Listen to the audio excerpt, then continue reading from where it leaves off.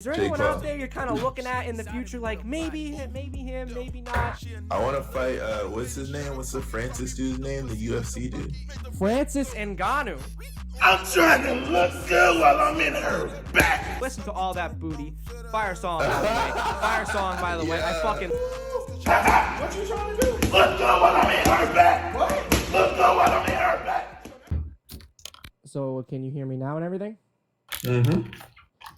All right, what's going on, everyone? Welcome back to Gloved Up, the #1 YouTube boxing exclusive show. I am here with one of the fighters from the US versus UK card, the first heavyweight fight, Minikon, representing Team USA. What's going on, my man?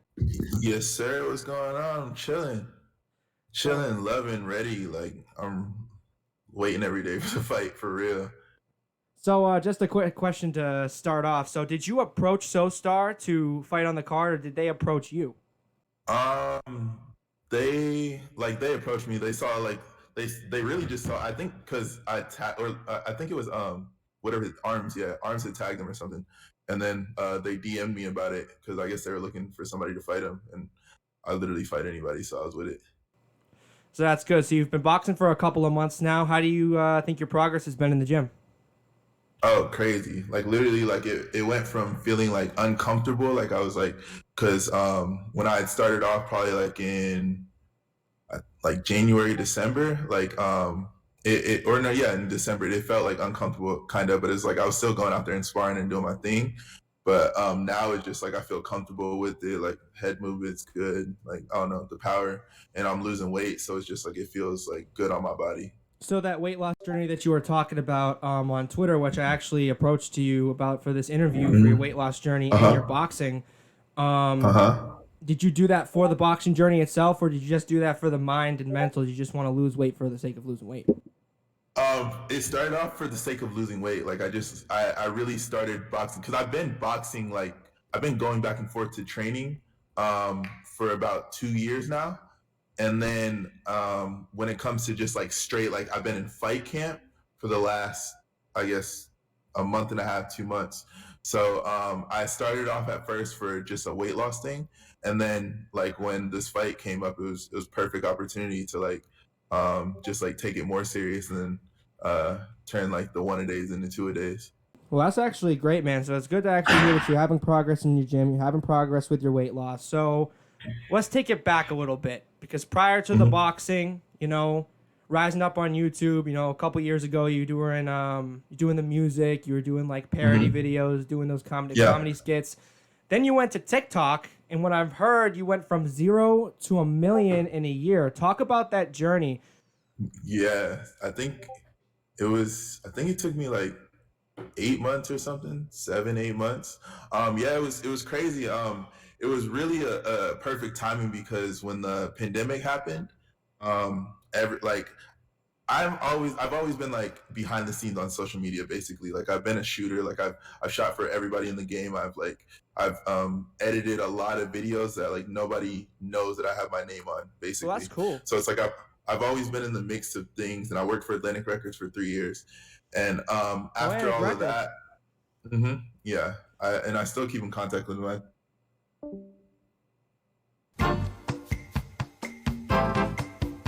Boom. Now okay. I can see you. So yeah, worked for Atlantic Records. Then I was shooting for some influencers, and they were like, "Yo, you got a personality too. You should step in front of the camera." So I was like, "All right," and I started making videos. And like basically, at first I started it for the pay, and then I just started having fun with it. Transitioning a few years later, TikTok came around. Didn't really I never really cared about the cloud, never really cared about the numbers, wasn't taking it that serious. And then when we got the pandemic happened and everybody got locked in their rooms, I got bored and I had nothing else to do. And I saw like people were blowing up on the app. So I was just like, all right, whatever. And yeah, my first like week, I gained 100,000, second week, 200,000. And then like I just like stayed consistent and got to the million. And then when we were able to go outside again, like I didn't really care about the app anymore. So I just stopped growing. Oh, so as you just much as fast. so as you stop growing as fast, but you hit 1 million on TikTok, and that's kind of Yeah. difficult to get to 1 million. Like gaining like 100 on TikTok is kind of pretty easy, but getting to 1 million, that's dedication. That's posting like 3 times a day. And Oh especially yeah. when you're doing these stuff like content creation, the passion has to be there. You have to do it for the right reasons, and then the money will follow. So 100%. It was TikTok was really a because I was posting 5 times a day, and it was a thing to where it was a job. Like that's all I was doing. I wasn't focused on anything else because we were locked in our house. So I was literally just waking up and just posting, and yeah. And like you said, it's just like the money's gonna come, of course, but it's just like you gotta have fun with it and stay consistent. Consistency is everything. yeah, consistency is everything. So you're from the Midwest. You're from Central United I'm States. from Where are the you from? South. I'm from the dirty South. I'm from Texas. Oh, you're from Fort Texas. Worth, That's awesome. Texas. Yes, That's awesome. I'm sir. actually going for a fight in Texas. Tell me Oh what it was yeah. like growing up there. Growing up in Texas was, I feel like it was fire because it was like, I travel around a lot. I travel around the U.S. Like a lot, and I think that Texas to me, in the area that I grew up with or in, set me up like for diversity of like getting out around other places because it's just like we have really like in Fort Worth in my little area that I'm in, it's like we have every like single race like and like races that people haven't even heard of. And yeah, but growing up it was just like I I don't know, normal things. I played sports. I was really good in football and track. Um, I did track too. and you did track, Track yeah, athlete, and man. that's 400-meter dash, dude. yeah. I did the 400 a few times, and Dude, it's that's a funny because I feel difficult like race. yeah, going into this fight, like especially from social media, people don't know me as an athlete. Like people don't know that side of me. Like I was fucking But 37th you've in the been through the nation. shit. Yeah, I've been through all this fucking like the work, But it's like people know me as a funny guy, and people don't understand how big I am too. Because like going into the fight before training started, me and Arms were the same weight, and like people don't see that. People just look at me and they don't understand. It's like, bro, I'm an athlete. I can hold my own. So it's like I'm really not worried about this, but like yeah, So you're not everything. I worried feel about your like growing up in cardio? my You're not worried about your no. cardio. You're not worried about your strength. You're just focusing on that boxing technique, working on that boxing IQ. Yeah, 100%. And that's the main focus is like boxing. Boxing is new to me, so it's like that's what I'm focused on. I don't want to get in there and look like a dumbass going around the ring. Fuck no, I'm going in there like focusing on technique, sharpening up everything. Well, that's actually good. So your coaches have actually been saying that too. Have your coaches been giving you good feedback? Yeah, of course. Yeah, my coach, like even today when I came in the gym, like he had told like my other like training partner, he was like, bro, this dude fucking works. Like I'm a hustler. Like no matter what I'm doing, I'm here to get it. I want to be the best in everything that I'm doing. So it's just like You're a I go-getter. love that.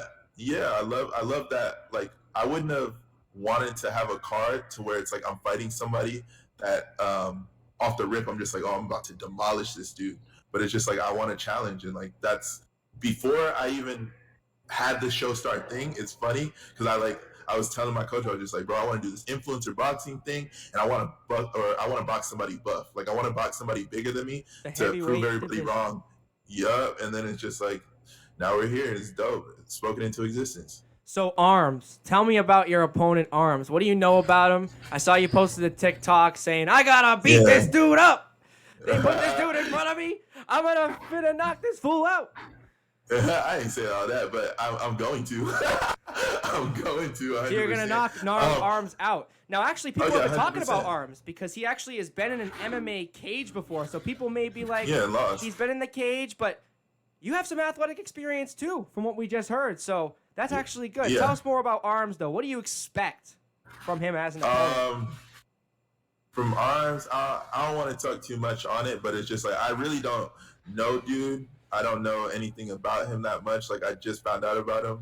So you guys were kind of like yeah, put it's like- together, put together by Yeah, like the it was Showstar off team. of a video. Like I was literally just fucking talking shit as I normally do, And it's just like I'm going in there and I'm fucking up anybody in front of me. It's that simple. I'm not worried about it. Are you ready for those press conferences? You ready to get in there and talk Yeah, some shit? that's why I don't want to say too much on here because it's like, bro, like it's You like gotta save it for the big leagues, bro. Yeah, I'm not a person like I'm really not a shit talker unless you give me a reason to shit talk. You know, we're Which good. kind of be annoying. Where are you based?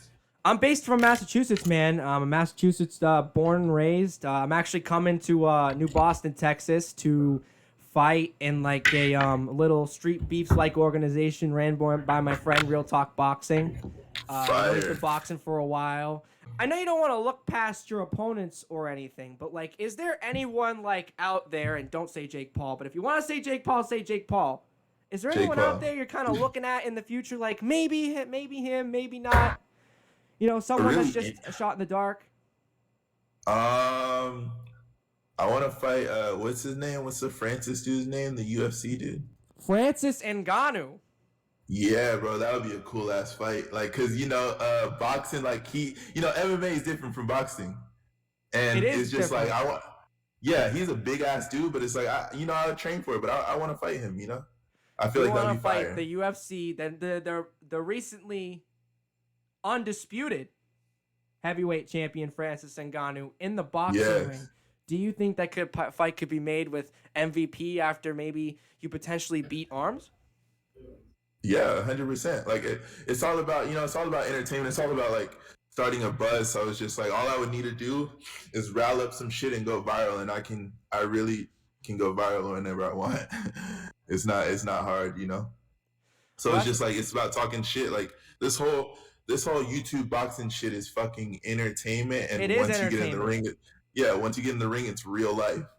And so it's like I feel like that's influencer boxing is starting to become what like the celebrity boxing was back in like the 80s, 90s, where you get like celebrities or random people, like you had like Beetlejuice fight someone. That's a spectacle fight. But now you have people who have beef on the internet, so you can kind of watch these videos and research. Like you don't have that for a lot of UFC fights. Yeah. They don't do that for a lot of the lesser fights. Even like the undercard fights that start off the night.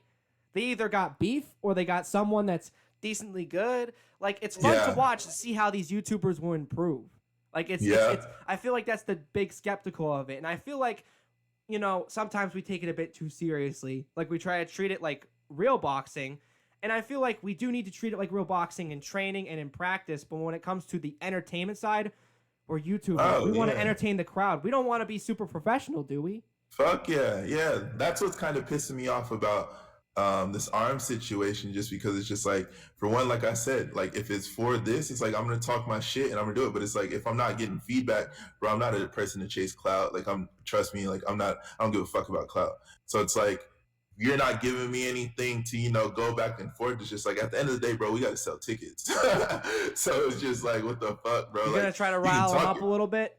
Yeah, I'm not gonna chase after anybody. Like that's not me. I'm not chasing after anybody for kind of waiting for him to get a come reaction. In. Yeah, but it's like, bro, when we're face to face, you're gonna have to talk that shit. Like people, when you look in my eyes, fucking even in the weigh-ins or in the ring, like, bro, you're gonna know that I'm not scared of shit. I'm not scared of you, bro. Like, in the poster, you are screaming. You're you in said this dude's, in the poster, you are screaming. Oh yeah, you're like, let's fucking go. I like that, bro. I haven't been this happy in a minute, like to compete. Like, bro, I love competing. Like, so it's just like this shit is like, I don't know. It's like, bro, I'm fucking ecstatic for this.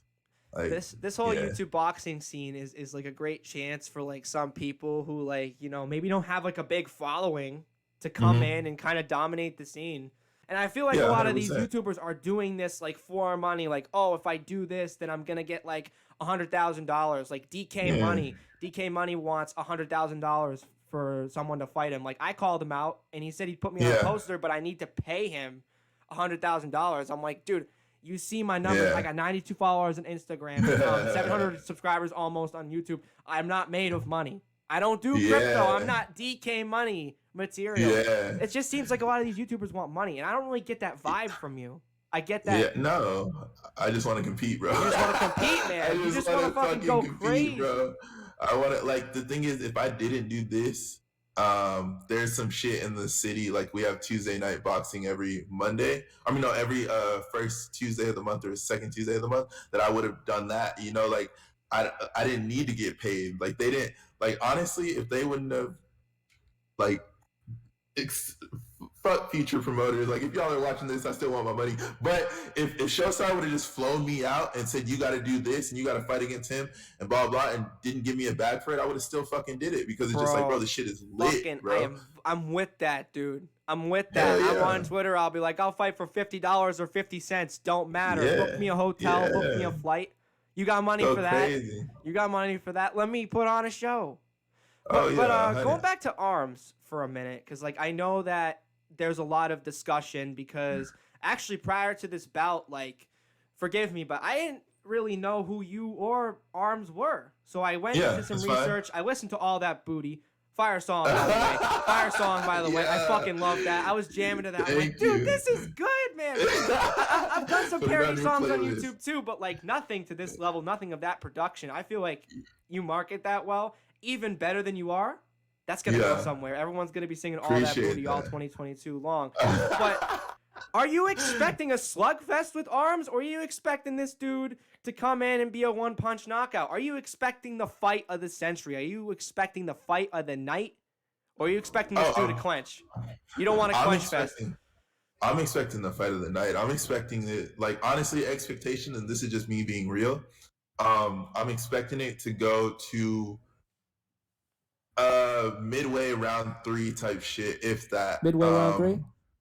Yeah, that's what I'm expecting. I'm hoping he can last that long, but I'm expecting it to go like round 3 and to go in. Like I'm not trying to fucking tip that. Like if he wants to come in and come at me fast and just start throwing punches, which if I were him and I'd been training, because he's been training way longer than me. If I were him and I was training this long, I would know better not to do that shit, especially not with me. Do you know how long he's been training for? Like any information? Have you done any information behind the scenes, some digging? Like who's my opponent?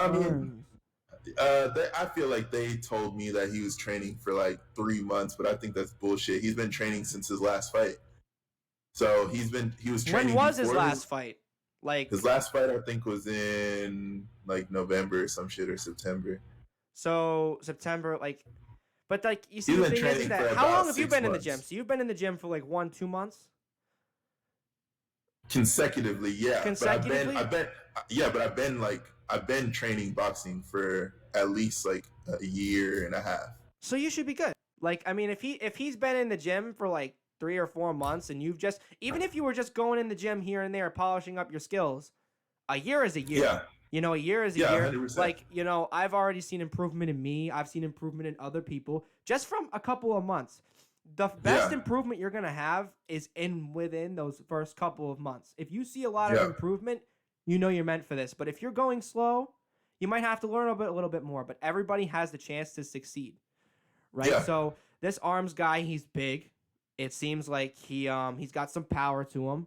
But it seems like you're going to be the more agile fighter that also is going to be able to draw in some power too. Like I'm expecting this to be a great fight. Like that's not just me saying this because I've got you on the interview right now. I've been telling everybody in the influencer boxing chat and with my friends, I'm saying this heavyweight fight on Showstar is going to be the big shocker. It's going to be the big upset, the big heavyweight fight. It's going to outclass Deji Wasabi, bro. That's what I'm thinking, that like, and that's what's making me so mad, is because I'm just like, bro, this fight could, like, even though we're the undercard, we can literally talk this up to be the fight of the night, the fight that everybody, like, I don't care if people don't know our name or not, we can still fucking talk it up to be the top fight. But it's just like, it takes 2 to tango type shit, you know? It matters about the fights. Like it does. Like people don't understand that. Like people think they're just coming in for the name.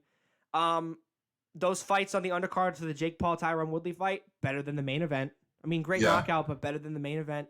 You got some people like Gibb versus like Jay Swingler. That was a big fight on the first UK card back in 2018. You know, it's and same with the UFC. Like when you're watching UFC fights, like sometimes you're down to watch that main event, but you don't mind watching the prelims because they're great fights. That's 100%. Gonna be your fight, man. People may not know you or Arms like right now. Like I know you. Like now I follow all your shit now. You're fucking hilarious, but. People are going to know you, and people are going to talk about that fight. Like, listen, we need to see those 2 guys back. We need to see them back either in the ring with each other or against one another, like against other people. So I'm looking forward to this fight, man. I definitely Thank you 100%. Appreciate you. So yeah, that was if that's it, that's it. Fire. I hope you had a great time on the show. Thank you for coming on, did. man. It was awesome. Oh, no problem. Really bro. appreciate the It was opportunity. amazing. Yeah, I love doing shit like this. So appreciate you. Hopefully we get to meet each other in person one day or something. But Awesome. I'm down to do some shit whenever, like ever you need an interview, just let me know. I'm definitely down to do another interview again, man. Listen, I hope this was entertaining for you. I'm glad that you came on the show. You were the very first interview I had. So I hope I did a decent job. This is something I'm really passionate about doing. I wish you luck on your fight, man. Team USA, I will be rooting for you, man. I'm sorry. I'm going to lay my biases out there. All that booty. Minicon's coming for that booty. He's coming for that win. Listen, Easy. I appreciate you, bro. Welcome. Thank you for coming back to Gloved Up. Hey, Subscribe. what's up? Yes, sir. Be easy.